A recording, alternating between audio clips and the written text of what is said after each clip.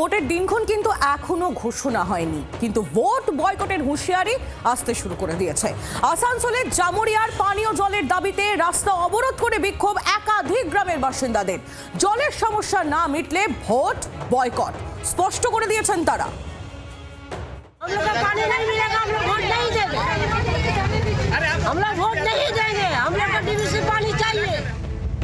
জল নেই তো ভোট নেই, এই স্লোগান তুলে এককাট্টা হলেন 7 গ্রামের মানুষ।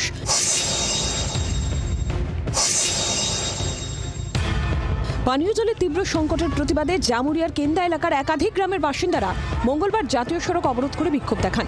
আসানসোলের জামুরিয়ার কেন্দা এলাকায় রানীগঞ্জ থেকে পাণ্ডবেশ্বরগামী 14 নম্বর জাতীয় সড়ক অবরোধ করে গ্রামবাসীরা রাস্তার উপর বসে পড়েন।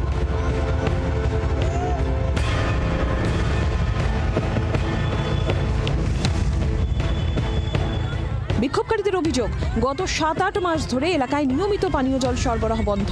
কয়লা খনি অধ্যুষিত হওয়ায় এলাকার কুয়ো, পুকুর, জলাশয়ের জলস্তর নেমে গিয়ে বহু জায়গায় শুকিয়ে গিয়েছে।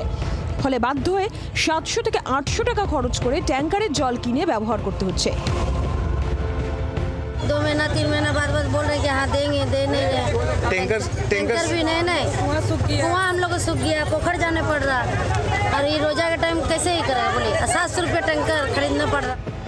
স্থানীয়দের দাবি, কালাঝরিয়া জল প্রকল্প থেকে জল সরবরাহ হওয়ার কথা থাকলেও দীর্ঘদিন ধরে তা অচল অবস্থায় রয়েছে, কারণ নদীর উপর থাকা জল প্রকল্প ভেঙে গেছে। বহুবার অভিযোগ জানিয়েও সমস্যার সমাধান হয়নি বলেই অভিযোগ। এবার তাই ভোট বয়কটের হুঁশিয়ারি।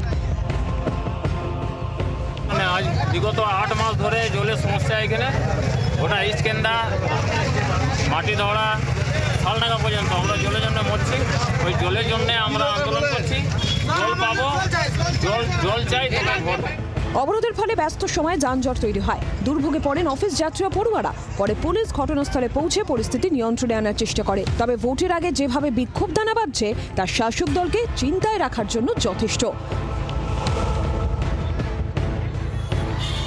বাসুদেব চট্টোপাধ্যায়ের রিপোর্ট, জি 24 ঘন্টা। বাংলার আওয়াজ, বাঙালির আবেগ, জি 24 ঘন্টা।